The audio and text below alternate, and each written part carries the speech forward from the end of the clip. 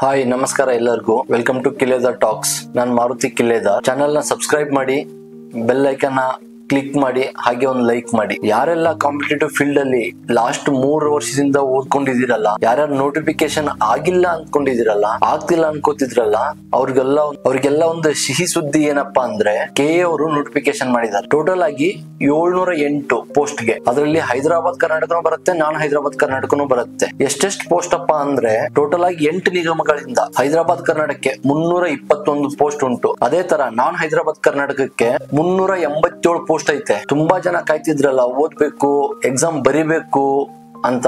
ಒಂದು ಸುವರ್ಣ ಅವಕಾಶ ಅಂತಾನೆ ಹೇಳ್ಬಹುದು. ಇಲ್ಲಿಂದ ನೋಟಿಫಿಕೇಶನ್ ಕಂಟಿನ್ಯೂ ಸ್ಟಾರ್ಟ್ ಆಗತ್ತೆ.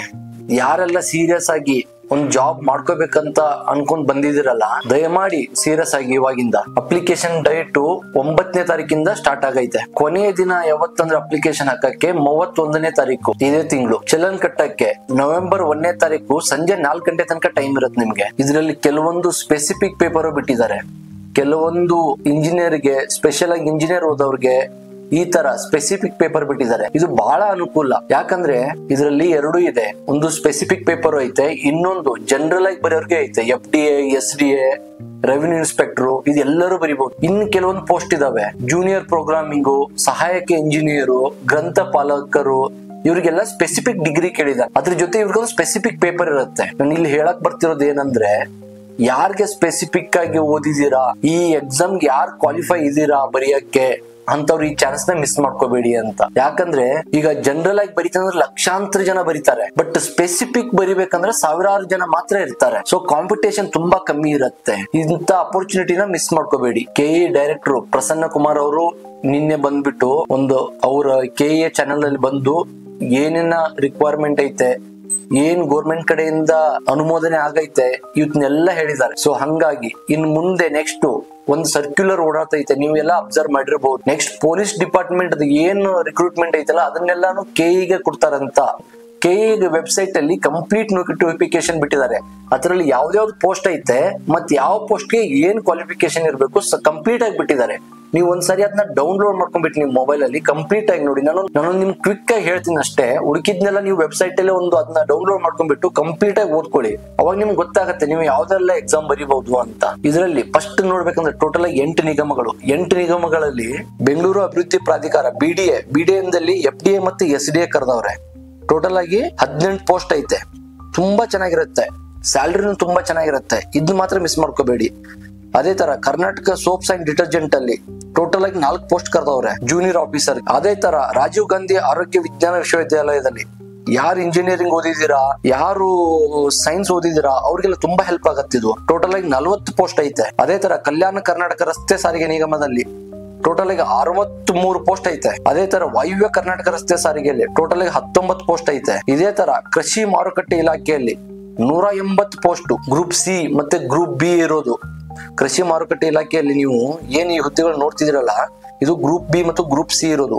ತುಂಬಾ ಚೆನ್ನಾಗಿರೋ ಹುದ್ದೆಗಳು ಇವೆಲ್ಲ, ಮಿಸ್ ಮಾಡ್ಕೊಳ್ಳೇಬಾರ್ದು ನೀವು. ಅದೇ ತರ ನೆಕ್ಸ್ಟ್ ತಾಂತ್ರಿಕ ಶಿಕ್ಷಣ ಇಲಾಖೆಯಲ್ಲಿ ಪ್ರಥಮ ದರ್ಜೆ ಸಹಾಯಕರು ಕೇಳಿದ್ದಾರೆ. ಆಯ್ತಾ, FDA 50 ಹುದ್ದೆ ಐತೆ.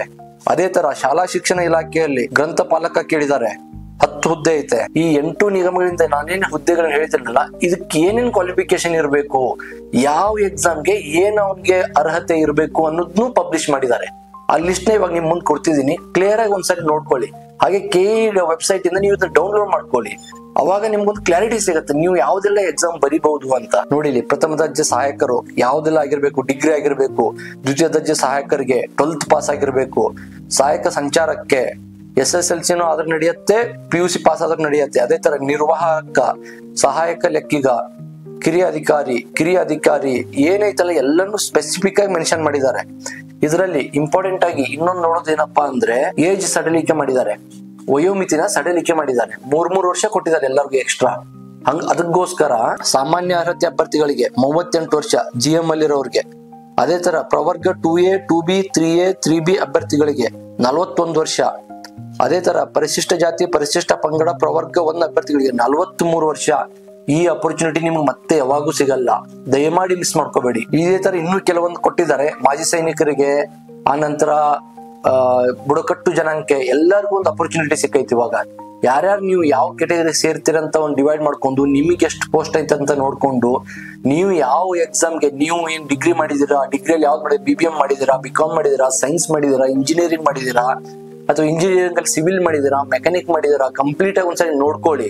ಇಲ್ಲಿ ಎಲ್ಲ ನೀಟಾಗಿ ಕೊಟ್ಬಿಟ್ಟಿದ್ದಾರೆ ಯಾವ ಎಕ್ಸಾಮ್ಗೆ ಯಾರು ಬರಿಬಹುದು ಅಂತ. ನಿಮ್ಗೆ ಯಾವ್ದಾವ್ದು ಬರುತ್ತಲ್ಲ ಅದು ಒಂದ್ಸರಿ ನೋಡ್ಕೊಂಡ್ಬಿಟ್ಟು ನೀಟಾಗಿ ಅಪ್ಲಿಕೇಶನ್ ಹಾಕೊಳ್ಳಿ. ನಿಮ್ಗೆ ಗೊತ್ತಾಗಿಲ್ವಾ, ನಿಮ್ ಸೀನಿಯರ್ ಯಾರಾದ್ರೂ ನಿಮ್ಮ ಅಕ್ಕಪಕ್ಕ ಸ್ವಲ್ಪ ಎಕ್ಸ್ಪೀರಿಯನ್ಸ್ ಇದ್ದವ್ರನ್ನ ಹಿಡ್ಕೊಳ್ಳಿ, ಅವ್ರು ನಿಮ್ ಅಪ್ಲಿಕೇಶನ್ ನೀಟಾಗಿ ಹಾಕೊಡ್ತಾರೆ. ಅಲ್ಲಿ ಏನು ಮಿಸ್ಟೇಕ್ ಮಾಡಕ್ ಹೋಗ್ಬೇಡಿ. ಇನ್ನೊಂದ್ ಏನಪ್ಪಾ ಅಂದ್ರೆ, ಇವತ್ತಿಂದ ನಿಮ್ ಎಲ್ಲಾ ಎಕ್ಸ್ಕ್ಯೂಸ್ ನ ತೆಗೆದು ಸೈಡ್ ಇಡಿ. ನಾನು ಊರಿಗೆ ಹೋಗಿದ್ದೆ, ನಾನು ಮನೇಲಿದ್ದೆ, ನಾನು ಓದಿಲ್ಲ, ನಾನು ಇವಾಗ ಬಂದೆ, ಸಡನ್ ಆಗಿ ನೋಟಿಫಿಕೇಶನ್ ಮಾಡ್ಬಿಟ್ರು, ಇವೆಲ್ಲ ಸೈಡ್ ಗಿಡಿ. ಬಂದಿರೋದೇ ಓದಕ್ಕೆ. ಸೊ ದಯಮಾಡಿ ಹೇಳ್ತೀನಿ, ನಾನು ಈ ತರ ಅಪರ್ಚುನಿಟಿ ಸಿಗಲ್ಲ. ಯಾವಾಗ್ಲೂ ನಾನು ಒಂದ್ ಮಾತು ಹೇಳ್ತಿರ್ತೀನಿ ನಿಮ್ಗೆ, ಯಾರು ನಾಳೆ ಬೆಳಿಗ್ಗೆ ಎಕ್ಸಾಮ್ ಐತೆ ಇವತ್ತು ಓದ್ತೀನಿ ಅಂತಿರಲ್ಲ, ಅವ್ರು ಯಾರು ಕಾಂಪಿಟೇಟಿವ್ ಫೀಲ್ಡ್ ಅಲ್ಲಿ ಕ್ಲಿಯರ್ ಆಗಲ್ಲ. ಲಾಸ್ಟ್ 1 ವರ್ಷ 2 ವರ್ಷದಿಂದ ಕಂಟಿನ್ಯೂ ಪರಿಶ್ರಮ ಹಾಕೊಂಡು ಯಾರು ಕುತ್ಕೊಂಡಿದಿರಲ್ಲ, ಅವ್ರಿಗೆ ಇದೊಂದು ಎಂತ ಅಪರ್ಚುನಿಟಿ ಅಂದ್ರೆ ನಿಜವಾಗ್ಲೂ ಪಾಸ್ ಆಗ್ತೀರಾ. ಯಾಕಂದ್ರೆ ಇಷ್ಟು ದಿನ ನೋಟಿಫಿಕೇಶನ್ ಇಲ್ಲ ಅಂತ ಹೇಳಿ ತುಂಬಾ ಜನ ಟೈಮ್ ಪಾಸ್ ಮಾಡೋರು. ಅದನ್ನೆಲ್ಲ ಬಿಡಿ, ಒಂದು ಸೀರಿಯಸ್ ಆಗಿ ಒಂದು ಟೈಮ್ ಶೆಡ್ಯೂಲ್ ನ ಮಾಡ್ಕೊಳ್ಳಿ. KA ಅವ್ರಿಗೆ ಡಿಪಾರ್ಟ್ಮೆಂಟ್ ಗೆ ಎಕ್ಸಾಮ್ ಕೊಟ್ಟಿದಾರಂದ್ರೆ ಅವ್ರು ಮ್ಯಾಕ್ಸಿಮಮ್ ಅಲ್ಲಿ ಈ ನೋಟಿಫಿಕೇಶನ್ ಕ್ಲೋಸ್ ಆಗಿ ನೆಕ್ಸ್ಟ್ 2 ತಿಂಗಳಲ್ಲಿ ಎಕ್ಸಾಮ್ ಮಾಡಿ ಹಾಕ್ಬಿಡ್ತಾರೆ. ನಿಮ್ ಮೈಂಡ್ ಅಲ್ಲಿ ಏನಾದ್ರು ಇದ್ರೆ ಇವಾಗ ನೋಟಿಫಿಕೇಶನ್ ಕರೆದಿದ್ದಾರೆ, ನೆಕ್ಸ್ಟ್ ಒಂದು 6 ತಿಂಗಳು 1 ವರ್ಷ ನೋಡಿ ನಮ್ಗೆ ಟೈಮ್ ಸಿಗತ್ತೆ ಅಂದ್ರೆ ಇದೆಲ್ಲ ಸುಳ್ಳು. ಇವಾಗ್ಲೇ ಹೇಳಿದ್ದೀನಿ, KE ತುಂಬಾ ಡಿಪಾರ್ಟ್ಮೆಂಟ್ ಸ್ಪೀಡ್ ಐತೆ, 2 ತಿಂಗಳಲ್ಲಿ ಎಲ್ಲ ಮಾಡಿ ಬಿಸಾಡ್ಬಿಡ್ತಾರೆ. ಆ ನಂತರ ನೀವು 2 ತಿಂಗಳು ಟೈಮ್ ಸಿಕ್ತು, ನಂಗೆ ಓದಕ್ಕೆ ಆಗಿಲ್ಲ, ನಾನು ಮನೆಗೆ ಹೋಗಿದ್ದೆ, ಇವ್ಯಾವು ನಿಮ್ ಲೈಫ್ ಹೆಲ್ಪ್ ಆಗಲ್ಲ. ಮತ್ತೆ ಇಲ್ಲೇ ಬಿದ್ದಿರ್ಬೇಕಾಗಿರುತ್ತೆ ನೀವು. ಯಾಕಂದ್ರೆ ಈಗ ಆಲ್ರೆಡಿ 3 ವರ್ಷದಿಂದ ಕಷ್ಟ ಬೀಳ್ತಿದ್ದೀರಾ. ಇದೊಂದು ಅಪರ್ಚುನಿಟಿ. ಪೊಲೀಸ್ ಡಿಪಾರ್ಟ್ಮೆಂಟ್ ಇಂದ ಸದ್ಯದಲ್ಲೇ ಎಷ್ಟು ಪೋಸ್ಟ್ ಕಾಲ್ ಆಗತ್ತಪ್ಪ ಅಂದ್ರೆ 4500 ತನಕ ಪೋಸ್ಟ್ ಕಾಲ್ ಆಗತ್ತಂತೆ, ಸದ್ಯದಲ್ಲೇ ಆಗತ್ತೆ. ಸೊ ದಯಮಾಡಿ ಸೀರಿಯಸ್ ಆಗಿ ಯಾರ್ಯಾರು ಯಾವ್ದು ಓದ್ತಿದ್ರಲ್ಲ ಒಂದ್ಸರಿ ಕುತ್ಕೊಂಡು ನಿಮ್ ಸಿಲೆಬಸ್ ನೋಡಿ. ಇದರಲ್ಲಿ ನಾನು ಹೇಳ್ತಿದ್ದೀನಲ್ಲ, ಇವಾಗ KE ಕರೆದಿದ್ದಾನಲ್ಲ, ಪ್ರೆಸೆಂಟ್ ಆಗಿ ಅಪ್ಲಿಕೇಶನ್ ಸ್ಟಾರ್ಟ್ ಆಗೈತಲ್ಲ, ಇದರಲ್ಲಿ ಗ್ರೂಪ್ B ನೂ ಐತೆ, ಗ್ರೂಪ್ C ನೂ ಐತೆ. ಗ್ರೂಪ್ C ಅಲ್ಲಿ ಯಾವ್ದು ಬರುತ್ತೆ, ಸಿಲೆಬಸ್ ಯಾವ್ದು ಬರುತ್ತೆ ಅವನೇ ಕೊಟ್ಟಿದ್ದಾನೆ. ಗ್ರೂಪ್ B ಅಲ್ಲಿ ಯಾವ್ದೈತೆ ಅಂದ್ರೆ ಅವನೇ ಕೊಟ್ಟಿದ್ದಾನೆ. ಒಂದ್ಸರಿ ಆ ಸಿಲೆಬಸ್ ಕಾಪಿನ ಡೌನ್ಲೋಡ್ ಮಾಡ್ಕೊಳ್ಳಿ, ಅದನ್ನ ನಿಮ್ ಮುಂದೆ ಇಟ್ಕೊಂಡು ಅದ್ರ ತಕ್ಕಂಗ ಓದಿ. ಒಂದ್ಸರಿ ನೀವು ವೆರಿಫಿಕೇಶನ್ ಮಾಡ್ಕೊಳ್ಳಿ, ಇದರಲ್ಲಿ ಯಾವ್ದಾವ್ದು ನಾನು ಕಮ್ಮಿ ಇದ್ದೀನಿ, ಯಾವ್ದ್ ನಾನು ಚೆನ್ನಾಗಿ ಕವರ್ ಮಾಡಿದೀನಿ, ಯಾವ ಸಬ್ಜೆಕ್ಟ್ ನ ಕವರ್ ಮಾಡಿಲ್ಲ, ಇವೆಲ್ಲಾನು ನೋಡ್ಕೊಳ್ಳಿ. ಇವೆಲ್ಲ ಬಹಳ ಇಂಪಾರ್ಟೆಂಟ್ ನಿಮ್ಗೆ. ಯಾಕಂದ್ರೆ ಯಾರು ಸಿಸ್ಟಮೆಟಿಕ್ ಆಗಿ ಸ್ಮಾರ್ಟ್ ಆಗಿ ಪ್ರಿಪೇರ್ ಆಗ್ತಾನಲ್ಲ, ಬೇಗನೆ ಎಕ್ಸಾಮ್ ಕ್ಲಿಯರ್ ಆಗೋ ಚಾನ್ಸಸ್ ತುಂಬಾ ಇರುತ್ತೆ. ದಡ್ರ ತರ ಬೆಳಿಗ್ಗೆ 6 ಗಂಟೆಗೆ ಹೋಗಿ ರಾತ್ರಿ 12 ಗಂಟೆ ತನಕ ಒಂದೇ ಪೇಜ್ ತಿರ್ಸುಂದು ಸಿಲೆಬಸ್ ನೋಡಲ್ದೆ ಬರೀ ಹಿಸ್ಟ್ರಿ ಜಿಯೋಗ್ರಫಿ ಸಬ್ಜೆಕ್ಟ್ ಓದ್ಕೊಂಡು ಕರೆಂಟ್ ಅಫೇರ್ಸ್ ಓದ್ಕೊಂಡು ಎಕ್ಸಾಮ್ ಹೋದ್ರೆ ಕ್ಲಿಯರ್ ಆಗಲ್ಲ. ಮೇನ್ ಹೇಳ್ತೀನಿ, ಇದು ಹೆಂಗಿರುತ್ತೆ ಅಂದ್ರೆ ಗ್ರೂಪ್ C ಎಕ್ಸಾಮ್ಸ್ ಅಂತೂ KE ಡಿಪಾರ್ಟ್ಮೆಂಟ್ ಏನ್ ಗೊತ್ತಾ, ಇವಾಗ ಈ ವರ್ಷ KE ಕೊಟ್ಟಿರೋದು ಡಿಪಾರ್ಟ್ಮೆಂಟ್ಗೆ, ಅದಕ್ಕೋಸ್ಕರ KE ಅವ್ರದ್ದೇ ಆದ ಒಂದು ಪ್ಯಾಟರ್ನ್ ಐತೆ ಎಕ್ಸಾಮ್ಗೆ. ಆ ಪ್ಯಾಟರ್ನ್ ನ ಅಬ್ಸರ್ವ್ ಮಾಡಿ, ಕ್ವಶನ್ ಪೇಪರ್ ಹೆಂಗ್ ತೆಗಿಬಹುದು ಅಂತ ಒಂದು ಮುಂಚೆನೆ ಯೋಚನೆ ಮಾಡಿ, ಅದ್ರ ತಕ್ಕಂಗೆ ನಿಮ್ ಮೈಂಡ್ ಸೆಟ್ ಮಾಡ್ಕೊಂಡು ರೆಡಿ ಆಗಿ.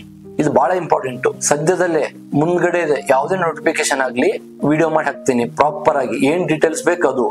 ಮತ್ತೆ ಇದಕ್ಕೆ ಪ್ರಾಪರ್ ಇವಾಗ SDA ಗೆ, FDA ಗೆ, ಗ್ರೂಪ್ C ಗೆ, ಗ್ರೂಪ್ B ಗೆ ಯಾವೆಲ್ಲ ಎಕ್ಸಾಮ್ಗೆ ಏನು ಓದ್ಬೇಕು, ಯಾವ ಸಿಲೆಬಸ್ ಕವರ್ ಮಾಡ್ಬೇಕು, ಎಷ್ಟು ಕವರ್ ಮಾಡ್ಬೇಕು ಅನ್ನೋದನ್ನ ನೆಕ್ಸ್ಟ್ ವಿಡಿಯೋದಲ್ಲಿ ನಾನು ಹೇಳ್ತೀನಿ ನಿಮ್ಗೆ. ಅಲ್ಲಿ ತನಕ ಚಾನಲ್ ಇಷ್ಟ ಆಗಿದ್ರೆ ಸಬ್ಸ್ಕ್ರೈಬ್ ಮಾಡಿ, ಲೈಕ್ ಮಾಡಿ. ಧನ್ಯವಾದಗಳು.